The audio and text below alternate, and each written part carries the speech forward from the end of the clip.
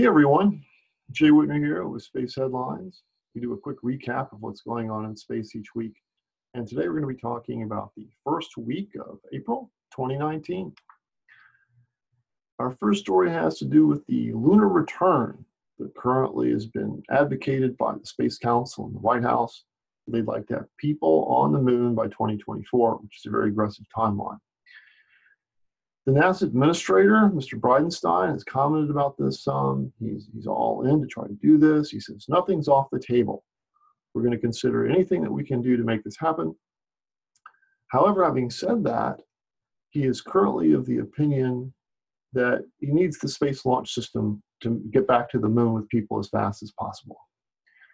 So there's a little bit of a question in terms of what the time frame is to figure this out. What I've been hearing is that they want to really consider a few options for several weeks before really sort of picking something and making, a presentation, I guess, at the White House. In my personal view, given the timeline that they're talking about, I hope that they take a look at Bob Zubrin's Moon Direct proposal, because it seems like it would fit the bill and the timeline that they're talking about. SpaceX is continuing to work on their Starhopper. This is the test vehicle in advance of the Starship. And what they wanted to do was a static fire test of the Raptor engine in there. It's a methane engine. What they ran into was ice formation on some of the cryogenic propellant valves. And that meant they were unable to do the static fire test of the Starhopper. It sounds like something they'll be able to fix quickly. So presumably in a day or two or three, they will go and try this test again. And lo and behold, they did. So on the following day, SpaceX overcame the valve problem and did their static fire test. Everything seemed to go fine with the static fire test, which was awesome. The test was very brief, lasted under a minute. And while there was enough thrust to lift the Starhopper a little bit off the pad, certainly was not lifted very far because it was tethered to all the test equipment.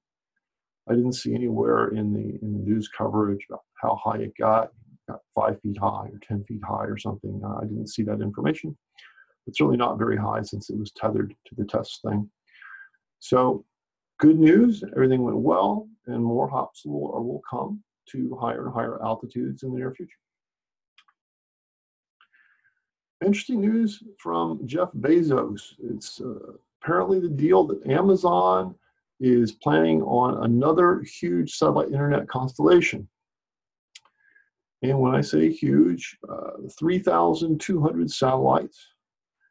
And this is on top of other similar projects that other companies are working on. So this is the third project like this that I'm aware of that's being pursued by big, established, well-capitalized companies. And it seems to me that there's going to be a lot of rush hour traffic up in orbit if all three of these things actually come to fruition. So I guess my take on this is probably the first mover is going to be the main one. And people that come after that, I don't know that it will really make sense if the first provider is successful with an affordable product for the public. It seems like it'll be hard for other people to follow. The company name this is under is Kuiper Systems. And I was unable to see if this is something that Jeff Bezos owns, or Blue Origin owns, or maybe Amazon owns. I don't know who owns technically the Kuiper Systems. The Falcon Heavy had a good test. They did a static fire on the Falcon Heavy in preparation for the first commercial flight of Falcon Heavy. Everything went fine. And so that's gearing up. And also what we're seeing is some action in Texas that the FAA is doing some airspace closures around their test facility. So that implies the Starhopper may start making hops that have significant altitude very, very soon. Israel is having great success with their Bereshit mission. This is a mission to land on the moon. It's an uncrewed mission, but it's very aggressive for Israel to be going all the way to the moon. The news was they achieved lunar orbit, and the plan is for them to land on the moon on April 11th which will be a huge step forward for Israel. And Israel is now only the 7th nation to have sent something successfully into lunar orbit. So kudos to them. Japan, it turns out, has spent the last 3 years doing intensive study about how to build a lunar base using robots. This is an organization, an operation, I should say, from JAXA, the Japanese Space Agency, and Kojima Corporation, and 3 universities are all working together to do this. They are planning to have a combination of autonomous robots and robots operated by remote control by people on Earth, which is feasible because it only takes about 2 seconds for a signal to get from Earth to the moon.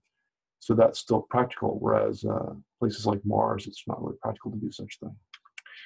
That's it for our coverage for the first week of April. Thanks for watching our show, and we'll see you in a week or so talking about the second week of April. Take care.